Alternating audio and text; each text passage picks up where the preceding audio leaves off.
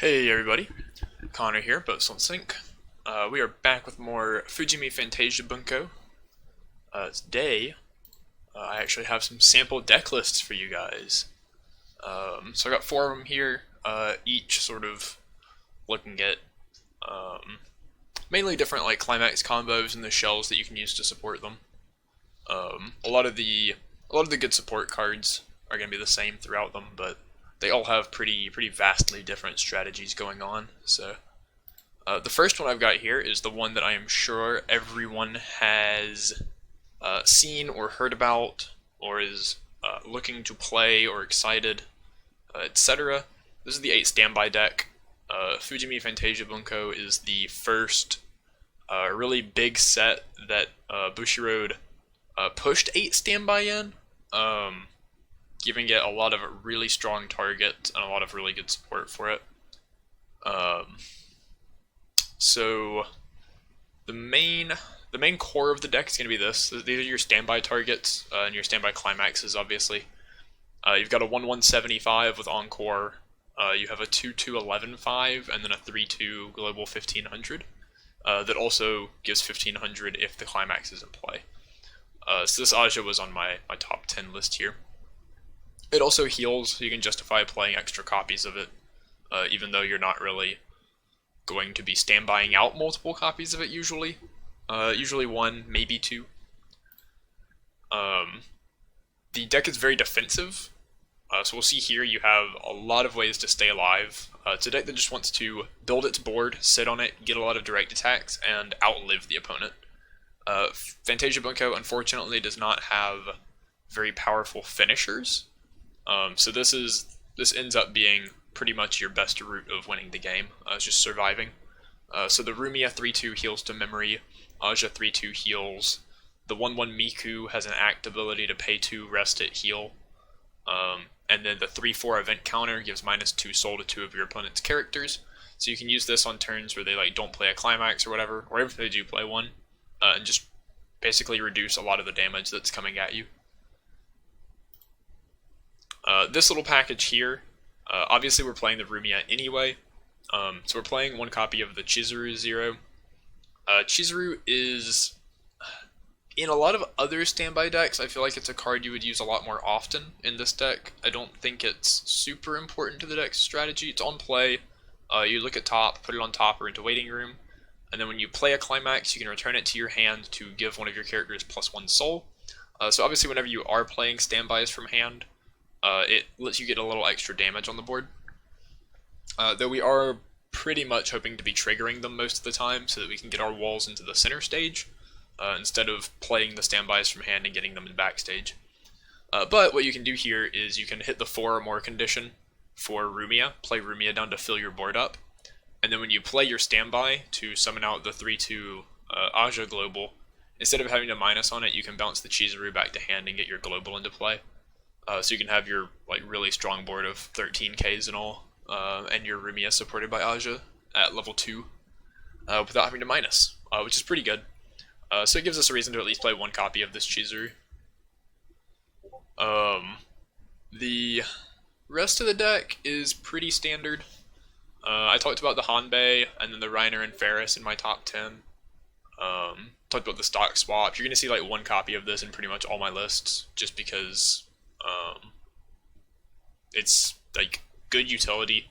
It doesn't really hurt if you draw it at level 0, and later in the game stock swap can just win you some matchups, so we play 1. 2 salvage brainstorms. Only 2 because a lot of the times we're going to want our, once we sort of get our board established, we're going to want backstage to be like a Miku and an Aja, or double Aja. But you can have, like, if you just can't get the one of Miku, you can have brainstorm plus Aja until you get double Aja. So that's fine. You're mainly using this to like fill your waiting room early and maybe to get a couple extra cards. It has a combo with the Irreplaceable Daily Life. So when you play the climax, you can pay 1 and choose either the 1-1-7-5 or a 2-2 that we don't play and stand it. So if you do want to play that 2-2, it gets a little more important, and maybe you play 3 or 4 copies of the Brainstorm. But we're honestly not too concerned with like attacking with the 1-1 early. If we happen to draw the combination of cards to make it happen, we can do it, but otherwise we're not super concerned with that, so just 2 copies of the Brainstorm. 2 Sistine, it's on reverse, Rize, reveal top 3, add 1 to hand, put the rest in waiting room, ditch 1. Just gives us a little more mill, a little bit of hand fix to get set up early. Gentle Smile Rumia is on play, pay 1, discard a character, check top 4, add anything. This can get us climaxes and it can get us events, which we're playing 6 of. It also lets us discard standby targets and hopefully mill more standby targets into the waiting room. So again, just an early setup card that lets us get some pieces. 1/1/0 counter, because we're not really planning on protecting our level 1s too much. They have Encore anyway, and a lot of decks just aren't going to be able to run them over without putting resources into them. So like, the 1 counter is cool if we draw it. We can get it off of Salvage Brainstorm as well. But that's not a really big part of the strategy. A lot of times we're not countering until level 2. And at that point we have 2 other counters. The red one here is a discard 2 anti-change counter, and then the blue one's a 3500 counter. So these are going to be our main counters of choice for most of the game. And the only other things, so we've got the Pure White Dress Sistine. This is on, it has a climax combo that we're not playing, but it's on play, bounce one of your opponent's characters back to hand, and then it gains 2k. So this lets us deal with like, Priestess isn't going to give us like as much minus soul. Deals with a lane of Rider, can deal with Futaba from Bunny Girl Senpai. So that's just sort of our answer to a couple things like that. Usually not going to be something that's super important, but in those matchups you can get the 1 copy, play it down, and since we don't have Global Soul, it's kind of hard for us to deal with things like Rider a lot of the time, or even minus Soul, so this helps out there. 1 copy of the Healing Restander, because it's a healer, so I think it's better than the 4th Rumia, or not, I'm sorry, not Rumia, the 4th Aja. We do play the 4 Rumias, because they're a good healer that we can play at level 2. But I do think one of the Restanders is better than the 4th Aja, because it just also happens to finish the game sometimes. 3 minus soul event, 3 believing in the same dream. This is cigarettes from Apocrypha. You mill 2 and then salvage a level X or lower, where X is the total level of the cards you milled. So in this, like, a lot of the time it's going to be pretty low. But the main reason we play this is for extra deck control and extra mill once we've already sort of clogged up our board. Because once you have a lot of 2/2s in early plays, you don't really want to, like, late game you don't want to be clocking for Hanbei to mill for. We can still brainstorm every now and then. It costs stock, but it at least can give us cards without needing to take damage. And you don't really want to like play Sistine or Rumia because you already have really good characters on board, and you don't want to be playing over those. Sometimes you can play like Rumia over an Aja, and then play your standby and just summon the Aja back on top of the Rumia. But like at that point you're minusing for no super good reason. So this just gives us mill that doesn't take up slots on board. And you can use it to grab like extra counters, or if you don't have Miku set up, you can grab Miku with it. And sometimes you mill level 3 and get to grab a healer, right? So that's pretty good. So we play these for the mill. Second deck we have is the 8 Return deck. This deck's playing some cards that you probably won't see in like any other build. And I doubt other people are even playing a lot of these cards in their own builds, but the main reason this deck even can exist is this card right here. Many different festivals, you. So when it goes from stage to waiting room, you get to look at top 4 of your deck, choose up to 1 yellow climax from among them, reveal it, put it in your hand, put the rest in waiting room. If you added a climax to hand, you discard 1. So unfortunately this does lock us into yellow climaxes, but it's kind of good. Whereas Akatsuki, like the Azusa effect, it can minus if you miss. This doesn't make us discard unless we hit something. So we just kind of play these, and when they die, we get extra climaxes. So this is a pretty aggressive deck. We're going to be playing as many, like a climax every turn, pretty much. And for that reason, we do play the Frail Exorcist Hanbei, because when we get to play climaxes, we get to plus off of them. I've chosen these two. There is a shot climax in the set, but it's a reverse combo. I think it's a little harder to loop than this one.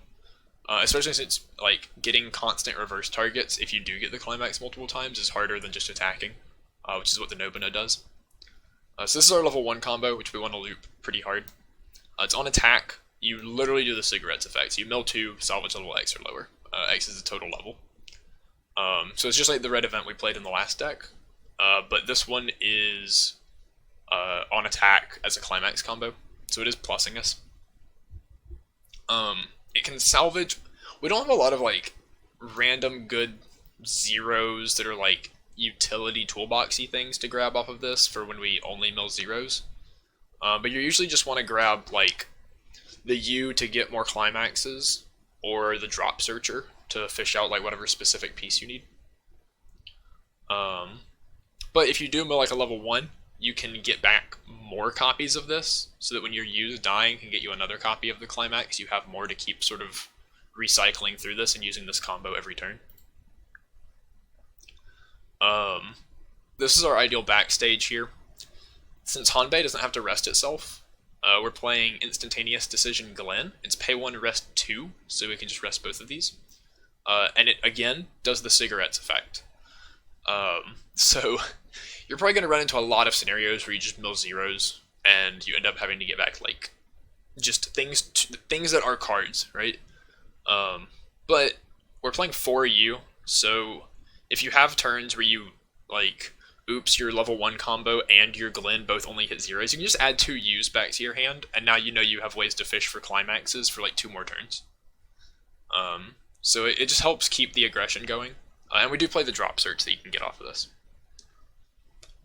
So these work together pretty well, because they can just rest both of them, and not have to worry about that. So we're not actually playing a Brainstorm in this deck, because these give us like a lot of mill on their own, and our level 1 combo mills. The rest of our attackers, we have the Fulfilled Promise Natsume and Harutora, which is on play. It's kind of like the Joker 1-0s from Persona. You marker a copy of itself under it from your waiting room, and it gains 3k if it has a marker, so it's a 107k. And since we have a decent bit of mill in the deck, it's fairly reasonable to expect that you can get like a marker under one of these. Sometimes 2, but it's usually probably just going to be like 1 of these and 2 of your level 1 combo or something. And then at level 2 we have the Pure Princess Toka, which is a 2-1-95 if you have a full backstage. And then when you use an act ability, it gains 500 times the number of your other characters. So it's 11-5 if you use an act on a full board, which our Glen backstage that does cigarettes effect is an act, so that can pump it, and counters can pump it. So this is like a 2k counter puts this at 13-5. So we're using these to win lanes, because once we win a lane, we can just move these over to a different lane and play the U level 0, direct attack with it, and then let our opponent kill it, and that's where we fish for a climax with it, is once our opponent kills it. Because that way we're not removing climaxes from our deck. Like, we're not digging for them until after our opponent's dealt damage to us. So we sort of have control over everything going back into our turn, based on what we mill. You don't really want to be like crashing the U's. Otherwise, like I said, we're playing 4Ks as our plussing 0. They are yellow, though we don't really like need a whole lot of yellow apart from what we're playing in this deck. But I do like this 4K a lot. Playing 2 drop searches. 3 of the box topper promo, Rumia and Riel. It's on play, you discard 1, reveal the top card of your deck, and then salvage a level X or lower, where X is the level of the card you reveal. So again, with more like salvage the level of the cards you see. This is mainly just a discard out for if we have a lot of climaxes in hand. Since we're trying to fish for them a lot, sometimes like, oh, you got us a climax and then we drew another one, and we don't really want 2 in hand. Because with all of our mill, we might just refresh, right? So you can use this to discard extra climaxes and turn them into either, you know, more level 0s or level 1s or counters or something. And hopefully, our level like 1 and higher count is good enough in this deck that you can get counters off of the like Rumia and Riel or the Glen or your level 1 combo. And even the level 1 combo gets to 7 with a 2k counter, which doesn't beat everything, but it beats some things. So that's worth keeping in mind. I think we're playing the Sistine level assist from the trial deck.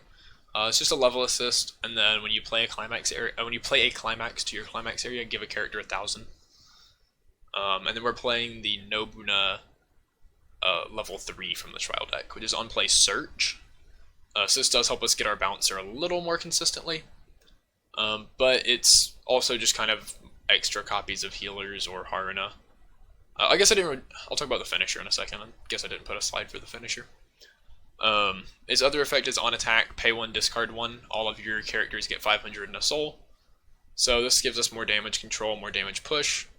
And another way to beat things like Rider and Priestess, especially if you can like bounce one with Sistine and then pump soul with Nobuna. It really does a lot to make Riders and Priestess and Emilia and all that not super effective. Our main finisher is the Haruna 3/2 double rare. It is on play, discard 1, heal to stock, and then on attack, pay 3, deal 4 if the climax is in play. Pretty much when you break it down, it's literal Xenon from Sword Art in terms of all the costs. You end up like 2 stock to play it, and then 2 stock in a hand to use all of its effects. Which is basically just Xenon from Sword Art, but it doesn't go to memory. And Xenon is at least still decent enough to see play and win events nowadays, so Haruna shouldn't be a whole lot worse. We have no plussing climax triggers in this deck, which kind of sucks. But we do have 8 return triggers, which means everyone playing Standby Fujimi is going to get dumpstered. Because every time we trigger a climax, oops, there goes your Tomonori. Yeah. Kind of good against like random other decks. Sometimes you just get to bounce like Goblin Slayer 1-0s or whatever and get a direct attack instead of crashing. And that's always not bad, right? So yeah, this is a cool deck, just a very aggressive deck. Third deck we have here is the Kurumi deck. So yeah, there's only one Kurumi card in here, but I called it the Kurumi deck because this is basically the deck that I would direct people to if they're like, wow, I really want to play that Kurumi level 3. There's a lot of level 1 combos in the set, but I think this one ends up making the nicest shell for it. So first big difference from the other lists is our level 1 lineup.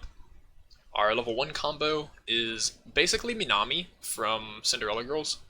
It's if you play the climax, or if you play any climax, it gains 1500 for turn. So it's a 6k, 7k with its climax in play as a 1k one.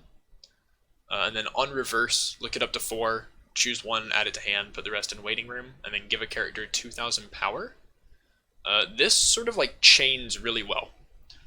Because if your opponent, say your opponent has like a runner or something that lives, or like a 4k, and they go into level 1, even if they play their level 1 combo, and it's reasonably high power, if you can get 1 reverse on their level 0 that got left over, and then give the 2k into your next level 1 combo, use that to be a 9k in reverse, and then pump the 2k into your last one, you can get over a lot of decks. Even like Goblin Slayer and stuff are going to struggle to actually beat you out with like counters and stuff. So it's really, really good at running over things and getting combo off. Our other level 1 is, I guess for really just whatever Mafu you can't beat. It's a level 1 bomb. And then on play, look at top card of deck, put it on top or into waiting room. So it just gives us some information throughout the whole game. It can kind of tell us like if we need to brainstorm or make our brainstorms into 5-card brainstorms. And it clears lines. And with like the climax combo here, if you can get a reverse with Mafuyu and pump 2k into Koneko, then like 3k climax 1k and then the 2k from the effect makes it a 6. So sometimes Koneko can just also run over things, and then you get to have a bomb on defense, so your opponent has to like crash into it if they want a combo on it. Which just makes it a nice, pretty generic secondary level 1 target, and it never really hurts to draw late game. We're also playing, as per usual, the 1/1 Miku, and then we're playing the trial deck U level 0. It's on play, reveal top card of deck. If it's Fantasia Bunko or weapon, or an event card, put it in your hand and discard 1. And then on attack, choose one of your other characters. It gains X power until end of turn. X is equal to that character's soul times 1,000. So early game, obviously that's only like 1,000 usually. But if you play a climax, you can pump like 2k on combo turn, which means that your bombs will definitely clear things. Or you can use it if your opponent does make like a big wall of 3 characters. You can use it to pump your first Mafuyu, so that you can start chaining power. And again, it's a card that's never really dead if we draw it late game because it is a hand filter and it can grab events. And then the Miku is here because it can power pump, it can rest itself to give 2,500. So this is again a way where we can guarantee that our Mafuyus can run things over. And in the world where like you're playing a standby deck and they end up with like a level 0 and a 2/2 on board, sometimes you can just use a Mafuyu to swing over the 0 and then put all of your power pumps into the second Mafuyu. So you can get up to like 11-5 or higher with a Mafuyu 1-0. And that can get reverses on like 2/2s against standby decks and some early plays and stuff, which is really good. Because like even going as level 2, right, your opponent early plays, but they still have their level 1 combo on board. So you run that over with your 7k Mafuyu, and then you get an 11-5 Mafuyu to kill their early play. Makes really strong boards. Our top end is the Insane and Beautiful Nightmare Kurumi. I talked about this one for a while in my top 10 video. The biggest draw here is that it's super stock efficient. You play the first one for 2 stock, but you only have to play 1 to get each of the next 2, and they come from deck. So it's stock and hand efficient, and the climax combo has no cost. A little inconsistent on the climax combo, but we do what we can to sort of make up for that. All of these are our ways to stay alive. Rumiya heals, Miku can heal if we're not using it to pump power. We play the 2-1 Mafuyu assist. It gives 2k to level 3 or higher characters in front of it, so it can make our Rumiya early plays and our Kurumi 3/2s really big. Only really relevant because they need to win on offense for us to have counter steps on defense for our no coming in between. But also the Mafuyu can pay 2, rest 2 to heal. So it's just more backstage that gives us healing. And backstage healers are pretty good in this deck because Kurumi really wants to just flood your front row. So being able to heal to control your clock and maybe manipulate which effect Kurumi uses is fairly strong. And then obviously no coming in between. Because if we're only spending 4 stock to get our full board of level 3s, we're usually going to have stock to play this and maybe live an extra turn or 2 with it. Some other options, these are some cards I don't play in the deck, but you can if you want. You can cut like the red 4k for runners. They do help you set up your reverse combo a little better because they make it so your opponent can't crash at level 0. And they're blue, which I don't think the colors are a problem, but if you do want more blue in this deck, this gives you more blue. They're mainly good because it's a plussing 0 that does let you deny reverses to set up your level 1 combo, as opposed to the 4Ks that I'm playing in the list, which I think are better against like decks that want to tri-field you, since even if they're tri-fielding, they might not be able to beat a 4K. The other card here is the 1-0 Shido. It's on play, it gains 500 times the number of characters you have, so it becomes like a 7k on play. But his other effect is on play, return 2 characters from waiting room to deck, and then shuffle. He can side attack without losing soul for turn. That's kind of relevant. If you ever have to play him into like a lane with a 2/2 or something, you can side and not lose soul, and then force them to frontal on the backswing instead of directing. So you basically block a damage from them, and if they front, so you block a damage compared to direct attacking. If they side you, you block another damage. If they frontal you, it gives you counter steps, so you might like anti-change their early play or whatever. So sometimes this card forces your opponent into like weird situations where they might have to worry about that. But also returning 2 characters from waiting room to deck can help guarantee that we always have Kurumi 3/2 in our deck. So if we're like on a small deck and have a big waiting room with our Kurumis in it, but we want to combo off, We can just play Shido, shuffle 2 back, and then play Kurumi, summon Kurumi, summon Kurumi, and we know that they're going to be in there.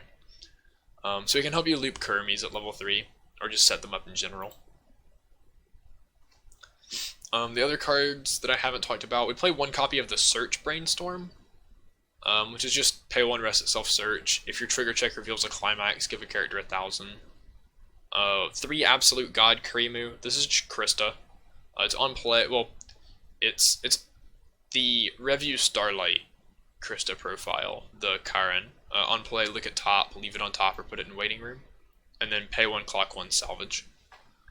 It salvages trait, Fantasia Bunko, or Student Council. So it doesn't care about level 1 or lower. So it's actually a pretty solid card as far as what it can grab. I don't think the 4K, you can't play event cards or backups. So sort of like the last time, we're just playing 4K as a plussing level 0 beat stick. And everything else is stuff I've already talked about, so yeah. We are playing 4 no coming in between in this deck instead of the 3 that were in the standby deck, because this deck does not have a lot of yellow. So a lot of times you're going to level one of these to be able to play the other 3. You can just level that going into level 3 or whatever. The last deck I have here is an 8 treasure deck. This is probably the most far-fetched one, probably the least generally powerful of them, whereas the standby and Kurumi decks are going to be the stronger ones from this video. But ever since I saw the Yuna combo, I sort of fell in love with the art and wanted to try to find a way to make it work. And I think this deck has some cool synergies that are worth exploring. First thing is your level 1 combo here. It gains 500 power for each of your other Fantasia Bunko or Magic characters. So it is a 6k on a full board, which is the largest level 1 combo in this set on defense. And then on reverse, put up to 2 cards from the top of your deck into your stock. So the big thing about decks that generate stock is that they need to have a way to turn that into card advantage, because otherwise you end up with just a lot of cards, or a lot of stock, but you start running out of cards because you haven't been generating hand. And I don't think brainstorms are a good way to do that, because they're inconsistent, especially on first deck, which you're probably still first deck after you resolve this and are trying to get your hand back. Especially if 1 or 2 of these get killed, or even all 3 of them. So a lot of this deck is ways to turn that stock into cards efficiently. And it's on a treasure. Both of the combos in this deck are on treasure, so hopefully the thought is, if we trigger these and they go to our hand, we can make a lot of stock, and stock as few climaxes as possible in the process. Because the big thing that sucks is, say you play like 3 of these Yunas, or even just 2 of them, and your first attack of the turn triggers a climax, and now all of a sudden that climax is like 8 stock deep, and you have no way to get it out. That's really bad. So we're playing treasures to try to alleviate that. The other option was playing like a comeback level 3 combo instead of treasure. This is what we're using our stock on a lot of the time. The Rias here gives your middle position 500 power, and then when you play any climax, you can pay 1 to add Believing in the Same Dream from your waiting room back to your hand. So that's a +1. And Believing in the Same Dream gives us a little bit of mill, which is good. And then Glenn, which we've talked about, is a 1 stock rest 2, and since Rias doesn't need to rest, these 2 work together quite well, to plus again. So now a single Yuna combo gives us a +2, which basically gets us through our whole next turn, along with like drawing for turn and all. Which means that any other Yunas we had generated 2 stock that we never spent, which means we can build some really sweet stock compression in this deck. Obviously, you're all out there thinking, wow, I'm just going to stock swap this loser and he's going to die. And you're right. You're absolutely right. And we don't really have a way to do anything about that, so we're just going to hope the opponent doesn't stock swap us. Unfortunately, that's how this deck has to play. We also have this option, the Yoshino, instead of Glenn. Same cost, pay 1, rest 2, but instead of doing Cigarette's effect, you look at top 3 and add a character, and put the rest in waiting room.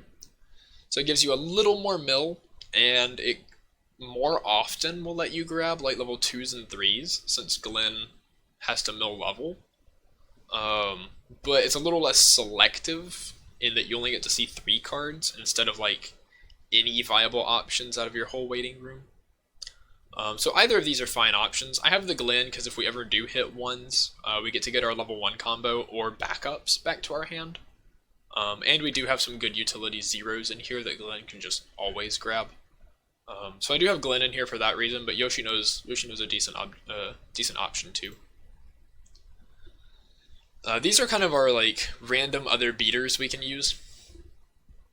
The Suzuka is a good like early game play.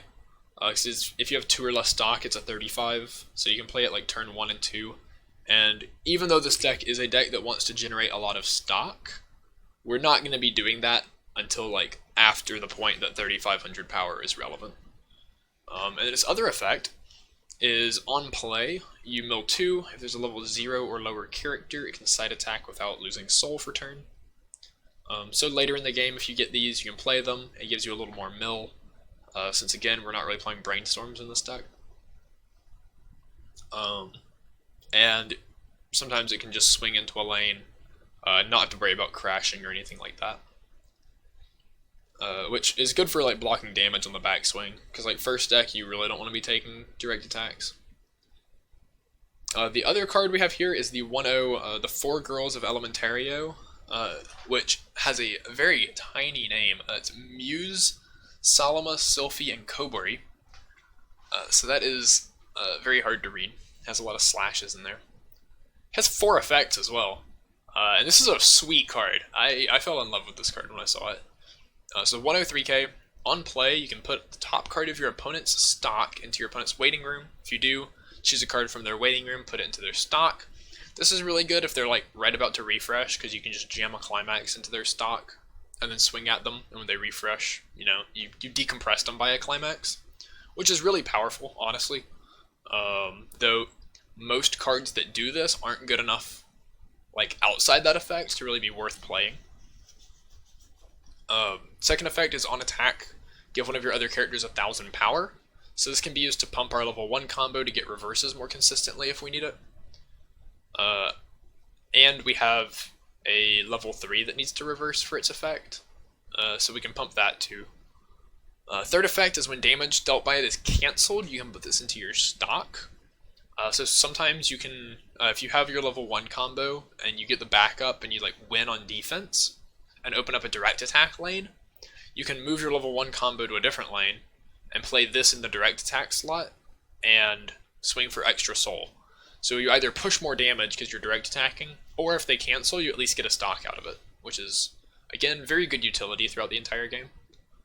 And it's clean stock, like guaranteed clean stock. So it's just another thing that we can like bury at the bottom of our stock and make compression with. And the last effect is Act, pay 1. This card gets +1 soul until end of turn, which can punish bad deck states. It can make it more likely to go to stock. But also, this is kind of our top end sometimes. Where if we have a bunch of stock at level 3 and need to kill our opponent, there's not really like expensive stock heavy ways to kill your opponent in this set. Outside of the restander, obviously, which we, funnily enough, I don't think we play in this deck. But you can just jam this +1 soul effect a bunch, and use it to like side attack over level 3s and stuff for precise lethal, because you can control exactly how much you're swinging for. Just by like, oh, I need to deal 3 to kill him. Well, I'll pump my 1-0 to like 6 soul and side attack over his level 3 or whatever, and dodge counter steps and all. And with a couple of other things that we have in here, we have the stock swap, which can decompress, obviously, and our level 3 combo actually decompresses a little bit as well, though not by a significant amount. But that is, again, like just ways you can abuse this plus soul and try to go for like precise lethal with it, which it just means that this card is always relevant. Like at all stages of the game, it can do at least something. Either make stock, decompress the opponent, finish, pump power into our reverse dudes. It just always does things. I like that card. Our level 3 lineup has some new characters that we haven't seen. We have the Teresa level 3, on play heal, which is good. When you're making a lot of stock and don't have much to do with it, one of the best options is just healing with it, so we have that. Climax combo when beginning of the battle, which is our other treasure, is placed on climax area. If this is in the center stage and you have 4 or more other characters, look at up to 3 from the top of your opponent's deck, choose up to 3 cards from among them, put them in the opponent's waiting room, return the rest to the deck and shuffle. So we get to look at their top 3 and rip any climaxes out. So if we have like 2 Teresas, we look at top 3, rip any out, shuffle the rest back, look at top 3 again. It's not amazing, but we're mainly just playing this to heal, and we're mainly just playing the climax because it's a treasure that hopefully won't get stuck in our stock. And it just has like decent synergy with like, oh, we can stock swap and then, you know, rip out any remaining climaxes. Or if somehow we stock swapped them clean and they are compressed, then maybe we rip out like a bunch of climaxes and make up for our stock swap missing. And then we just swing in with like our 1-0 that has 84 soul or whatever and kill our opponent. So that's pretty decent there, and it heals. We're only playing 3 of these because it's not like super important. And then we have the Isuzu level 3, which is an early play, but you don't really want to early play this unless you know your opponent's in a spot where they either like don't have anti-change counter or don't have the resources to effectively anti-change counter you. Because this does really want to frontal attack the turn that it comes down, and that basically goes against like everything you should be doing with an early play if you're scared of anti-change counter. It gains 1,000 if you have 2 or more other characters, so it's an 11. And then on play, reveal the top card of your deck. If it is a Fantasia Bunko or Amaburi character, it becomes a clock kick. So this is just more like minor ways to finish the opponent. Or if you're at level 2, and like do get to early play it, because say your opponent's hand is too small and like their ditch 2 anti-change would put them too far back, or they don't have a ton of stock, or you just know that they don't have anti-change counter in hand for whatever reason, you can play this and clock kick something and just get a little bit of extra damage push. We can use the 1-0 to pump this, so it's just a decent card all around, and it's green, so it's easy to fit into this deck. Other things we're playing, we have 1 copy of the Rumia because we can get this off of all of our like tobacco or cigarettes effects, which we're still playing, obviously believing in the same dream and Glenn. The clock swapper is good to get off of all the cigarettes effects as well. The Reiner and Ferris. We're playing 4 copies of this Kaname Zero, which is a card that a lot of people I know really don't like, but it's when it goes from stage to waiting room, pay 1, clock yourself, search your deck for a cost 0 or lower character with level equal to or lower than your level, and put it on your stage rested. So main thing is like we play this, and when our opponent hits us to 1 and it dies, we can get our level 1 combo. Or if they don't hit us to level 1, we can use it to get more attackers for the next turn, like our 35s, or we can use it to set up our backstage. It's just a decent card. It's the only like clock costed plus that searches in this set, so I chose it over the Kurumi because we don't really have enough mill early, I don't think, for the Kurumi to be super good at getting our level 1 combo. So yeah, we got that. Only other card that's new here is the green 2-1, the Kazuki. It's just a 75, gains 6k if it attacks on level 3. So all 3 of our level 2s here are just ways to answer early plays mainly. And Toka can sort of wall up.